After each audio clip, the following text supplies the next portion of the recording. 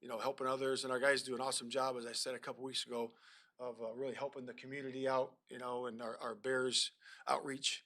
And I showed that also in the team meeting, and we had several slides, guys going to different places and food banks and those types of things, and guys did a great job with that. Um, so with that, open to questions. And with the Vikings, the way that they defense, Yeah. I think Justin was only able to throw one pass outside the pocket last time. What are the things that Brian Flores does that make it hard for you to kind of move the pocket? Yeah, I mean, it's well documented, right? It's the pressure, right? The pressure looks on first and second down that are unusual. Having 7 guys, 6 guys up on the line of scrimmage. Harrison's up on the line, and then the variation of coverage. He does a really good job of mixing up the coverages. For the guys that are the spots that are open on the field, and it creates a lot of pressure for every offense. And you can certainly feel that as you go through watching the games and watching the cut-ups. But our guys have played them before, so I think our guys will have a good understanding of where we're going to attack and how we're going to operate for this game. Is there anything you can do in practice to maybe better prepare to expect the unexpected in terms of those crazy simulated pressures? Yeah, you give them unscouted looks, right? You can kind of foresee a little bit what they may do, and we certainly do that every week. We give some unscouted looks that certainly we always see what they're going to do on tape, but you give some unscouted looks as you go through the week. In your walkthroughs, during the practice, and guys appreciate that. We do the same thing on defense. We give them unscouted looks. Hey, this is a new route, new formation, new motion, and same thing on offense. Matt, your defense against the Lions was like two different teams out there at times, and I know you'll say, well, we just got to be more consistent. But when it's that stark, what do you as a coach do to make sure that the good defense is the one has the staying power, especially 1 week to the next? What is your approach this week to your team, to your defense, to get that out of them? Yeah, that's a good question, Mark.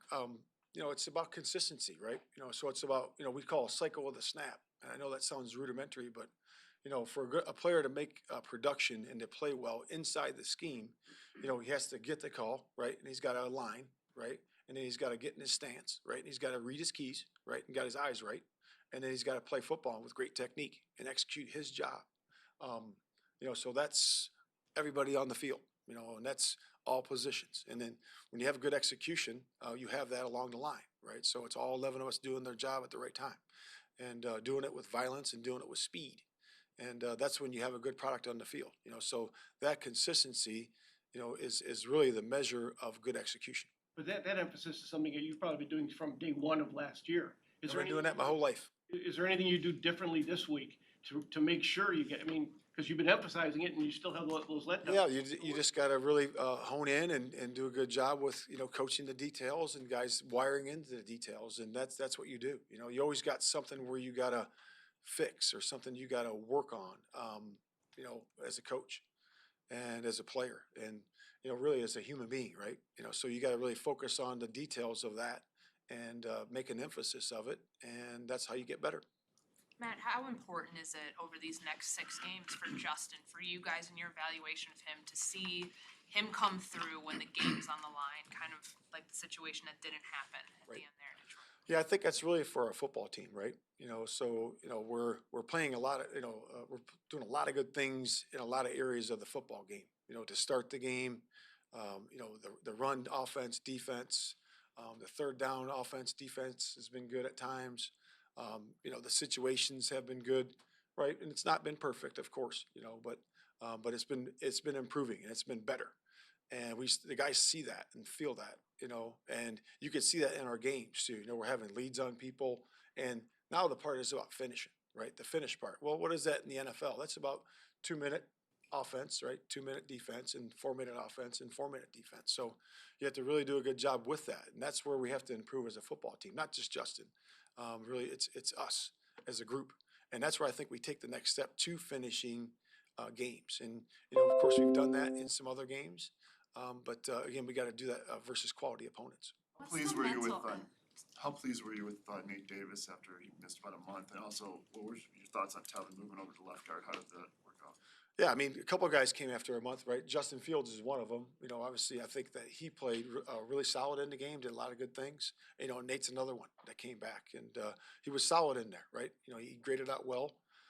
Again, he played against, a really good player. McNeil's a good player, and, he's got, really did a good job most of the day against them, but of course, a good player's gonna get his a couple times. And, but overall, he was good. Do you feel pressure on yourself, Matt? I know we talk about Justin improving over the final 6 games. You as the head coach, do you feel pressure on yourself to prove to ownership or Kevin, whoever, that you're the head coach long-term moving forward? Yeah, I can see progress, and I told the players in the meeting, and we can show them that. We can show them real tangible progress. And like I said, it's our charge is to take that next step. And in terms of what the pressure thing, really that's the NFL, right? It's about executing. It's a week to week league, and the story of the world's written every single week. So that's the way it goes, and that's where you're at, and that's the life we live, and I've been living it for a long time. That's the way it goes. Is there, Go ahead, Dan. is there a mental aspect of finishing that players have to learn outside of like the technical stuff that you talked about, but just that mentality that you have to have? Yeah, the mentality is definitely part of it, and I think that mindset and the mentality is where you start. That's where your foundational floor is. And then it's the execution piece of it after that. What are we going to do? How are we going to do it? And how can we execute fast and correctly? And that's really where it starts, So mentality, that's a great point. And that's exactly where our mindset is the mentality to finish. To make the good calls on offense and defense, and also for the guys to execute and the playmakers to step up to make those plays. We talked Monday about, we were talking a lot about Montez Sweat and him missing those 3 plays toward the end because he needed a breather. Do you plan on keeping things the way they are as far as rotation, or do you want to change that to be able to make sure Montez is playing 80 to 85% of the snaps like a lot of top pass rushers do? Yeah, I know there's a lot of talk about that. I understand the question, and it's a good question. But in that drive, there was 11 plays, and he took 3 of those off, I believe it was. He played 5 in a row, and then they were going no huddle, so you couldn't get him back in. Yeah. I mean, there's some. So they jumped in for the last one. Yep. Yeah, you certainly want to see that rise. You always want to see that rise, and it's been rising.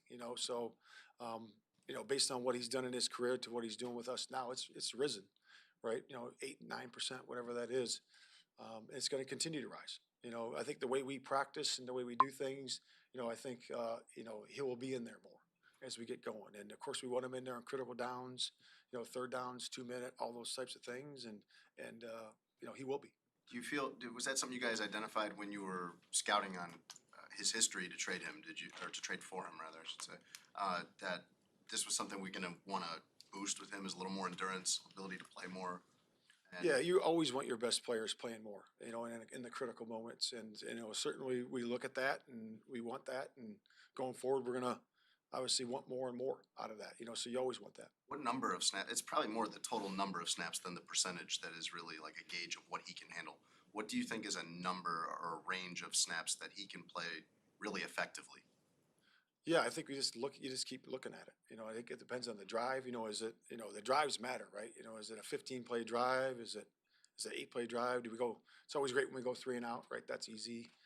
But yeah, you just look at the drives, and I think it's the flow of the games is different. Last game where the flow of the game was kind of different, right? It was like we had these normal downs, like Mark was referring to, and then we had these number of plays that were in a 2-minute mode, right, at the end of the half, into the game. So that's a little bit unusual. Typically, you have a little bit at the end of the half, maybe 1 at the end of the game, and that's the way it goes. But I think you always got to look at the flow of the game.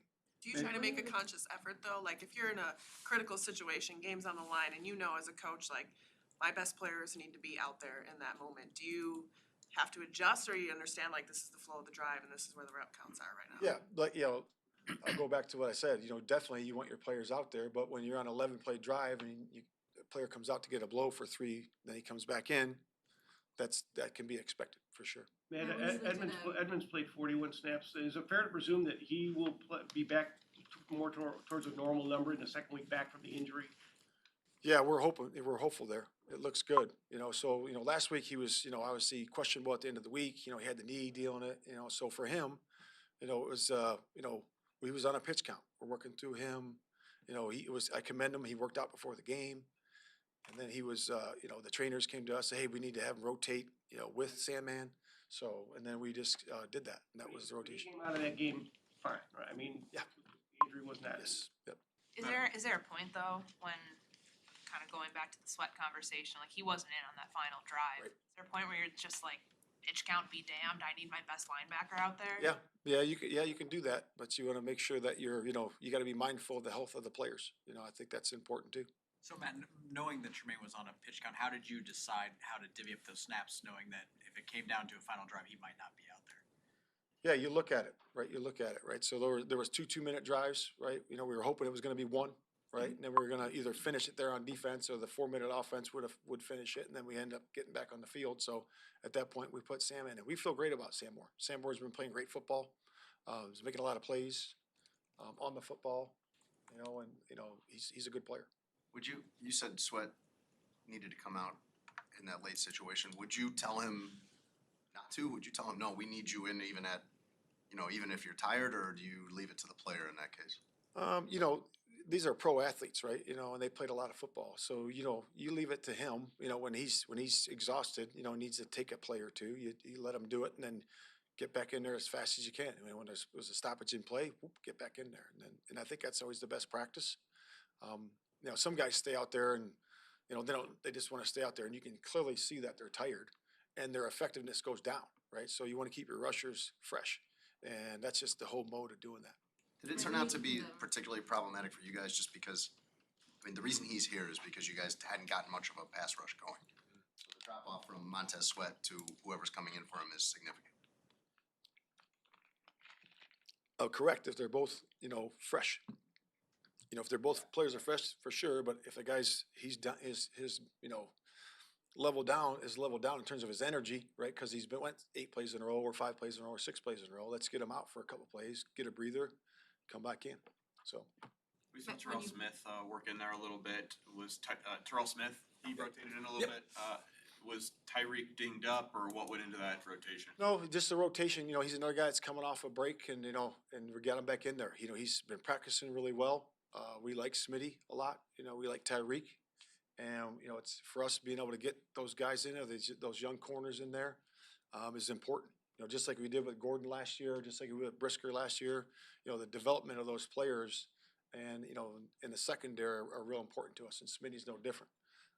Tyreek had a heck of a game, with that interception, and he took the the play that he missed, the week before on a slant, right? And Coach Hoke and those guys, took that drill to the practice. It doesn't always work this way, and that showed up again in the game, in that same moment on a slant route. So they worked the heck out of that, and catching the ball coming off a slant route, and sure enough, it showed up in the game. With Smitty coming in there again, great, really good young player that's developing. Needs to get those situations in there so he can continue to grow as a player going forward, because he's going to be a big part of our future. How do you balance when like Smith or Stevenson's having a great game, you're seeing all that progress, but you want to get Smitty in to see those reps? Like, how do you balance those two things? Yeah, you have a plan. Of course, that plan can adjust as you go through it, and we feel great about Smitty. Like I said, he's had a great week of practice, and we trust him a lot, and he's done a good job. With these types of decisions, when it comes to guys coming off injuries, getting their legs back, how much of this is coach's decision versus like the sports science side and understanding what guys really need from that perspective? Yeah, there's, of course, the coaches want to put him in there and have no rotation. Just play. That's what we want, right? We want all guys to be healthy and, just play the best guys all the time, and that's the way it goes, right? Well, it doesn't work that way.